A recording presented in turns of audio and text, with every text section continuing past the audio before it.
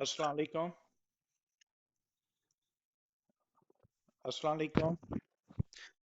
इस वीडियो के अंदर मैं आपको ये बताऊंगा कि जब कोई भी टीचर अपना रिजल्ट कंट्रोलर ऑफ एग्जामिने अपना रिजल्ट एचओडी को सबमिट करता है और एचओडी फिर उस रिजल्ट को कंट्रोलर ऑफ एग्जामिनेशन को सबमिट करता है, तो कंट्रोलर ऑफ एग्जामिनेशन ऑफिस के अंदर रिजल्ट पे क्या क्या प्रोसेसिंग होती है। सबसे पहले आप अपना जो भी यूनिवर्सिटी का डेजिग्नेटेड यूआरएल है उस पर जाएं और उस पर जाने के बाद आपने यूजर नेम और पासवर्ड के साथ लॉगिन करें। तो आपको जो लेफ्ट साइड पर आपकी रोल के अकॉर्डिंगली जो जो मेन्यूज हैं वो नज़र आना शुरू हो जाएंगे। तो आप अपना कैंपस मैनेजमेंट के अंदर जाएंगे और कैंपस मैनेजमेंट के अंदर ऊपर जाकर एक सब मेन्यू है कंट्रोलर ऑफ एग्जामिनेशन का। इसमें आए तो इसमें हमारे पास मल्टीपल ऑप्शंस हैं जिनको हम one by one go through करेंगे। तो सबसे पहले तो हमारे पास एक ऑप्शन ये है कि फाइनल रिजल्ट। फाइनल रिजल्ट में जब हम जाते हैं तो हम ये देखते हैं कि हमारे पास हम लोग इसमें स्प्रिंग 25 का रिजल्ट को देखते हैं कि स्प्रिंग 25 में डिपार्टमेंट हमने चूज किया as a controller of examination. तो हमारे पास उस डिपार्टमेंट के जितने भी कोर्सेज थे उन सारों की लिस्ट आ गई। ये जो लिस्ट है हमारे पास, ये हमारे पास टीचर वाइज आ रही होती है कि एक मसलन जहांगीर तरीन है, ये 3 कोर्सेज पढ़ा रहा है, तो इसके तीनों की कोर्सेज की डिटेल्स हमारे पास आ रही होगी कि ये कौन से सेक्शन को पढ़ा रहा है, इसके कोर्स का टाइटल क्या है और इसका कोर्स का जो स्टेटस है वो सबमिटेड टू एग्जामिनेशन है। जब भी कोई टीचर आपने कोर्स के रिजल्ट को सबमिट करता जाता है तो उसकी जो ये परसेंटेज है वो बढ़ती जाती है और अल्टीमेटली जब उसके सारे कोर्सेज मुकम्मल हो जाते हैं तो ये 100% पे चला जाता है। ये जो कोर्सेज की लिस्ट आ रही है ये कोर्स ऑफरिंग से आ रही होती है कि आपके डिपार्टमेंट के अंदर कितने कोर्सेज ऑफर्ड हैं और उन कोर्सेज में टीचर वाइज के और एक टीचर को कितने कितने कोर्सेज की एलोकेशन हुई है वो कंप्लीट एक लिस्ट आ रही होती है। अब यहाँ पर हम देखते हैं कि ये सारे के सारे रिजल्ट्स हमारे पास आ चुके हैं और ये लिस्ट हमारे पास मुकम्मल है। सो जब रिजल्ट कंट्रोलर ऑफ एग्जामिनेशन के पास आता है तो कंट्रोलर ऑफ एग्जामिनेशन इस रिजल्ट को व्यू करता है। व्यू करने के बाद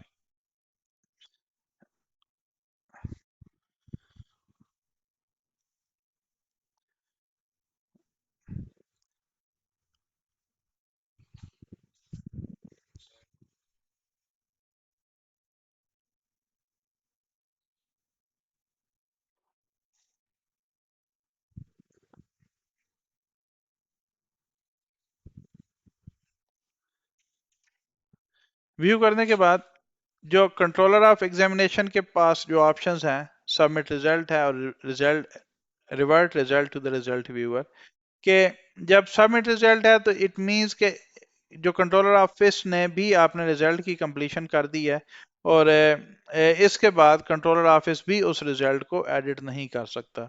तो दूसरी ऑप्शन है revert result to the result reviewer. इसमें ये होता है कि अगर ये टीचर अगर ये कंट्रोलर ऑफिस इस रिजल्ट के अंदर कोई देखता है कि कोई ग्रेडिंग स्कीम ठीक नहीं है या कोई उसमें अमेंडमेंट रिक्वायर्ड है तो ये result revert result to result reviewer करता है और इस केस में जो रिजल्ट है वो एचओडी को वापस सबमिट हो जाता है और एचओडी फिर उसको देखने के बाद अपना जो रिसोर्स पर्सन है या जो टीचर है उसको रिजल्ट को वो फाइनल सबमिशन करता है। सो ये सेम व्यू है जो कि टीचर के पास था या जो एचओडी के पास था या जो कंट्रोलर ऑफ एग्जामिनेशन के पास था, सेम व्यू में अपना इसको रिजल्ट को वो रिव्यू करता है। सो जब हमारा ये मुकम्मल हो गया, हमने सारे के सारे रिजल्ट्स को कंट्रोलर ऑफिस ने वेरीफाई कर दिया और रिजल्ट सबमिटेड टू एग्जामिनेशन के बाद इसको नोटिफिकेशन के लिए रेडी कर दिया, कोई करेक्शन नहीं आई। जब जब कंप्लीट हो गया तो उसके बाद नेक्स्ट स्टेप हमारा है गजट नोटिफिकेशन। गजट नोटिफिकेशन के अंदर हमारे पास क्या है कि हमने डिपार्टमेंट को चूज किया और डिपार्टमेंट को चूज करने के बाद हमने प्रोग्राम को चूज किया। प्रोग्राम को चूज करने के बाद हमने बैच को चूज किया और बैच को चूज करने के बाद हमने किस सेमेस्टर का रिजल्ट नोटिफाई करना है। अच्छा, यहाँ पर ये देखिएगा कि प्रीवियसली जो हमारे पास जो स्क्रीन पे था वो था एक सेमेस्टर वाइज के फॉल स्प्रिंग 25 के अंदर हमारे पास जो कोर्सेज की ऑफरिंग थी वो लिस्टिंग आ रही थी। जब हम इस स्क्रीन पे आए हैं तो इस स्क्रीन में हमारे पास डिपार्टमेंट, प्रोग्राम, बैच और सेमेस्टर वाइज आ रहा है। यहाँ पे हम क्या करते हैं कि हम इस स्क्रीन पे बेसिकली सिस्टम जितना रिजल्ट हमारे पास पीछे से टीचर से आया होता है उस सारे रिजल्ट को रिकम्पाइल करता है जब हम प्रोसेस गजट के ऊपर क्लिक करते हैं तो, और उस रिकम्पाइलेशन के अंदर जो अपना है वो करता है सीजीपीए कैलकुलेट करता है, और जो एसजीपीए है वो दोनों के दोनों कैलकुलेट करता है। और जब ये कैलकुलेट करता है, इसको प्रोसेस गजट को कर देते हैं और ये सक्सेसफुली प्रोसेस हो जाता है, तो आपके पास ये ऑप्शंस आ जाती है रिजल्ट नोटिफिकेशन की। और इस रिजल्ट नोटिफिकेशन पे जब हम क्लिक करते हैं तो ये हमारे पास जो है ये रिजल्ट नोटिफिकेशन हमारे पास जो कंप्लीट कंपाइल्ड डेटा है वो हमारे पास इस फॉर्म में आ जाता है। अब इसमें होता क्या है कि इसमें ये जो सेमेस्टर का आ गया, प्रोग्राम का आ गया, हर स्टूडेंट का एनरोलमेंट आईडी, उसका नेम, और उसने जितने कोर्सेज पढ़े हैं उनके मार्क्स ऑब्टेन्ड और उनका ग्रेड्स, और ये कोर्स का नेम, कोर्स का कोड और क्रेडिट्स आ रहे होते हैं। और एट द एंड उसमें आ रहा होता है कि इस सेमेस्टर के अंदर इसने टोटल कितने क्रेडिट्स पढ़े हैं, अभी तक इसके कितने क्वालिटी पॉइंट्स हो गए हैं, इसका एसजीपीए कितना हो गया, इसके ओवरऑल आज तक इसने जिस सेमेस्टर में कितने क्रेडिट्स पढ़ लिए हैं, ओवरऑल इसके क्वालिटी पॉइंट्स कितने हैं, और ओवरऑल इसका सीजीपीए कितना है। और फिर एट द एंड इसमें अगर कोई कोर्सेज को फेल किया हुआ है तो उसकी डिटेल्स भी हमारे पास ये समराइज फॉर्म है, ये प्रिंटिंग के लिए आ जाता है। अच्छा, ये एक डिटेल्ड फॉर्म है जिसमें हम लोग वो पूरे एक जो सेमेस्टर है, जो बैच है, उसका हम एक वो रिजल्ट देख सकते हैं। अब इस केस में एक ये चीज भी होती है कि यहाँ पे अगर आपने ये यहाँ पे जब आप इसको प्रोसेस करते हैं तो यू हैव द प्रोविजन कि आप जो डिपार्टमेंटल हेड्स हैं उनको भी नोटिफाई कर दें कि जी आपका ये रिजल्ट जो है वो प्रोसेस होके नोटिफाई हो गया। और उस केस में जो एचओडीज हैं या जो टीचर्स हैं वो अपने स्टूडेंट्स को खुद भी दिखा सकते हैं। सो ये एक रिजल्ट प्रोसेस है कि आपने जब आपके पास सारे प्रोग्राम्स का रिजल्ट आ गया, प्रोसेस हो गया, तो फिर उसके बाद आपने गजट के लिए उसको प्रोसेस किया रिजल्ट को, और आपका सीजीपीए और एसडीपीए कैलकुलेट होके आपके पास इस फॉर्म के अंदर जो रिजल्ट है एक सेमेस्टर का, एक सेशन का, वो कंप्लीटली आपके पास आ जाता है। नेक्स्ट उसके बाद क्या स्टेप है कि अब फाइनल रिजल्ट नोटिफिकेशन।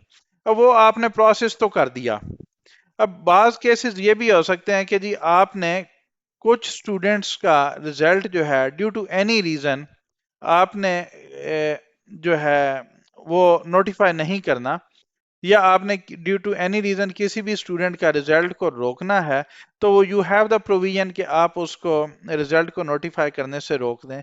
या उसमें मल्टीपल केसेस हो सकते हैं या यूज केसेस हो सकते हैं, लाइक ये यहाँ पे हमने एक नोटिफिकेशन जनरेट किया हुआ है। आप कोई भी रिजल्ट जब नोटिफाई करना होगा वेबसाइट पे, या और हर नोटिफिकेशन को कंट्रोलर ऑफिस एक नोटिफिकेशन नंबर देता है, तो आप उस पर न्यू पे क्लिक करेंगे या आपके पास एक रो ऐड हो जाएगी। आप नोटिफिकेशन नंबर देंगे, आप रिजल्ट नोटिफिकेशन की डेट देंगे और आप रिमार्क्स दे देंगे। और जब आप इसको सेव करते हैं तो ये आपके पास लिस्ट आ जाती है अभी कि आपने किन किन स्टूडेंट्स के रिजल्ट्स को नोटिफाई करना है। लेकिन चूंकि अभी सारे नोटिफाइड हैं तो आप उनको सिर्फ देख सकते हैं। व्यू नोटिफाइड स्टूडेंट्स में जाएं और ये आपने देख लिया कि ये हमारे स्टूडेंट्स का रिजल्ट समराइज फॉर्म है। वहां पर हमने जो प्रीवियस में देखा था वहां पे डिटेल्ड था हर कोर्स का, और उसमें क्रेडिट्स, जीपीज और वो क्वालिटी पॉइंट्स और वो कंप्लीशन आ रही थी। यहाँ पे 250 स्टूडेंट्स का सिर्फ और सिर्फ एसजीपीए और जीपीए और जो फेल्ड कोर्सेज हैं वो लिस्ट आ रही है।